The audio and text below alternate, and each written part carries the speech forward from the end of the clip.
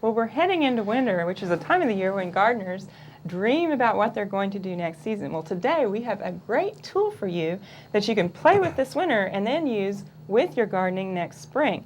And what we're doing is we're visiting with J.D. Carlson. J.D. is an agriculture meteorologist here at OSU with the Department of Biosystems and Agriculture Engineering. And J.D., thanks for joining us today. It's good to be here. Now, you're going to tell us all about Mesonet, which is on the computer, and maybe you could just start with what exactly is Mesonet? Okay. Actually, Mesonet comes from a contraction of two words, mesoscale network. We're fortunate in Oklahoma to have what we consider is probably the best weather network in the entire world in terms of spacing, the number of stations as far as they're being close together, and also the real-time nature that we can get the weather data within 15 minutes of when it's actually reported on the internet. Now, this is a cooperative project? It's between the two major universities in Oklahoma, OSU and the University of Oklahoma in Norman, and it's been operational status since 1994, so we've been going about 6-7 years now. Okay. Now, you mentioned stations around the state of Oklahoma. These are basically little miniature weather stations that collect data.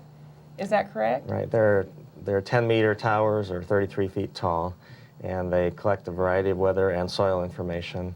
And every 15 minutes, they send a radio signal to a nearby facility of the Oklahoma law enforcement telecommunications system. And from there, it goes virtually instantaneously to our headquarters in Norman and goes through some quality control checks and then goes onto the internet shortly thereafter. Okay. Now, the part about this that makes it very useful for gardeners and other agriculturists is that you actually work a lot on the ag weather pages. Is that correct? That's correct. And there's actually, we've got this up on the screen here. There's all sorts of data that you can get from these pages. And maybe we could just walk through some of the things that would be really useful to our viewers at home. Okay. What we're starting with here is called the Oklahoma Ag Weather homepage. And as I say, this is the part I deal with. There are other pages in Norman that have been developed, but this is the part that deals specifically with ag and natural resource applications. You can see here under Ag Weather Products, if we click on Current Recent Weather, we have a variety of other products to choose from. Let me take you first to Current Weather Conditions. This will give you a map of the most recent Mesonet conditions across the state. You can see here this is 9:45 on the 13th, which is, of course, when we're taping this. But just to show you the resolution here, for example, in the Panhandle, you can see Guyman, I believe, well, actually, this is Goodwell, has a temperature of 30 with a relative humidity of 53%. And then you can see the winds here from the north-northwest, but they're of lower speeds. And when you get to Cimarron County, it's almost calm. Compared to as you go further east, you get the speeds picking up, as you can see by the number of barbs here. Okay. So this gives the homeowner, or anyone a measure of what's going on across the state. If they want to travel somewhere and you can see it's tremendously cold or wet or something, you may want to postpone your trip, or also just to see the current conditions. Okay. Now, you also have rain data that's available. If you click on Current Recent Mesonet Rainfall, and for example, we can go to the last 24 hours, and this is updated every 15 minutes. We can see last night where there was some rainfall across the state, and these are in inches, so you can see here in McCurtain County, one station got almost 1.5 inches, where it got less the further to the northwest you went, like a 100th of an inch there. That's great. Now, that's good data if you were thinking about spraying, if you're needing to see how much rain you got naturally and irrigate along with that. These are all very useful things that you can determine from these pages. Now, what are some other things that we can look at here?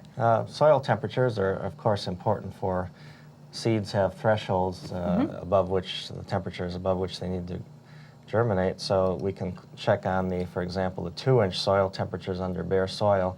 And here we give yesterday's average, the last 3 days, the last 7 days. And typically when you're talking about planting, you want to look at more of a multi-day average. So for example, if we look at the 7-day average, we can see that at 2 inches under bare soil, the temperatures have been averaging anywhere from the low 40s to low 50s in McCurtain County.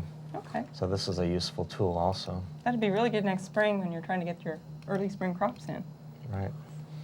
Now, what are some other things that we could look at here? Another interesting map, which we developed largely for the fruit growers, but this could be useful for vegetable growers or anyone who wants to protect their flowers or plants and fruit and vegetables, was this inversion condition map. And what this shows is these are Mesonet stations that have 2 levels of temperature. The bottom one represents the 5-foot air temperature, and the upper right corner represents whether there's a temperature inversion or not. And this is useful when it's in red. There is a temperature inversion. Temperatures increase with height, and so you can use various frost protection devices to bring down that warmer air from above. But right now there is no inversion showing. But also useful is this dew point temperature, which under clear, calm conditions at night is a measure of typically how low the temperature might fall. So if you're approaching a given night and you see that the dew point is 19, then any vegetable or flower or whatever that's sensitive to 19, which I would think most would be, you could know ahead of time that you better either cover the flowers or vegetables or do some type of frost protection measure. Okay. So again, that'll come in really handy in the spring.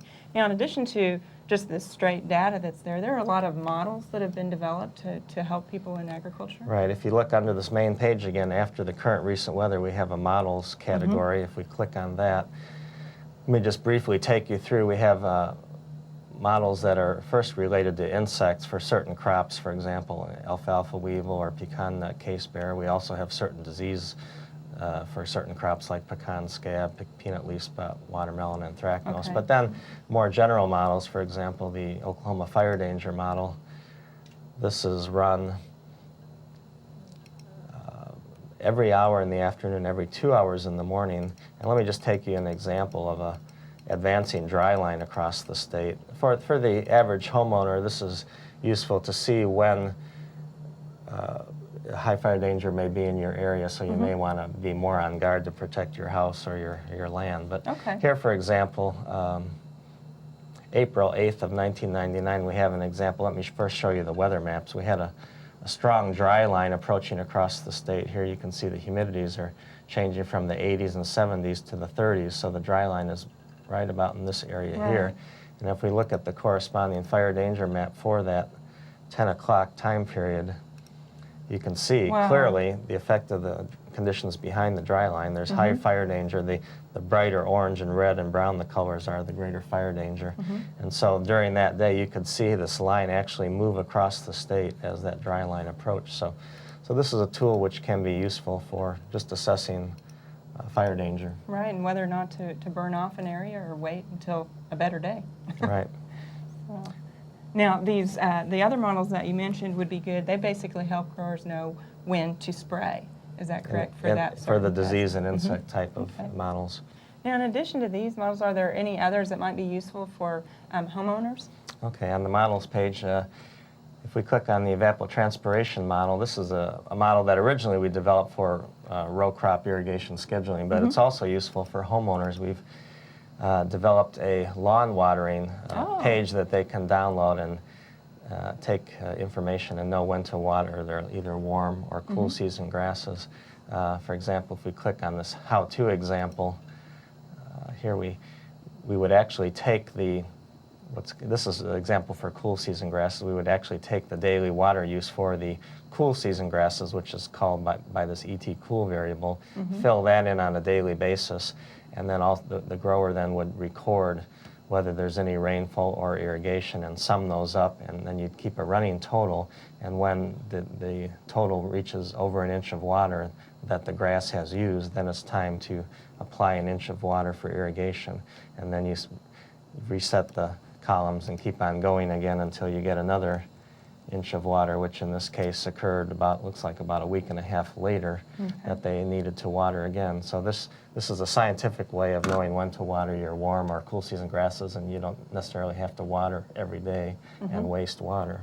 That's a really good tool, J.D., because I think people don't realize that they don't have to water as much as they do. Right. So this is a good scientific way to see that. Now, what are some other places that you can reach? There's other weather data that you can reach from this page. Right. We have links. If we go back to our home page again, under other weather links, you click that, and we have links to other weather information that the homeowner or the farmer may be interested in. For example, we have radar imagery, satellite imagery, and then you can also get the latest National Weather Service forecasts, as well as 60-hour forecasts in 3-hour intervals. And this is a very useful tool that a lot of our prescribed burners and fire managers use. We also have the 7-day forecasts available, 6 to 10-day, and 30 to 90-day forecasts. So we try to want to make this homepage sort of a one-stop shopping type of experience for the farmer or homeowner. Okay. Now, J.D., if somebody, there's actually more that's available than what we looked at today. If somebody wants to know more about the Mesonet, what should they do? Yeah, there are a wealth of other Mesonet pages that have been developed by the Oklahoma Climate Survey in Norman, who are our partners in this enterprise. And they can either call or write the Climate Survey in Norman, or they can email it. I think you'll show the address perhaps on the screen, and there's also the World Wide Web addresses that have links to where they can call. So they can get subscriptions for fancier pages at so many dollars per month, but right now we were concentrating on the ag weather pages. Great. So. Well, thank you very much, and I'm going to have to go Good to play be with with this. you. We hope you've enjoyed this classic from the Oklahoma Gardening Vault. Remember, even though these tips and techniques are timeless, there's always something new to learn in the world of gardening. By subscribing to both Oklahoma Gardening and OK Gardening Classics, you'll have access to a wealth of gardening knowledge, both classic and contemporary.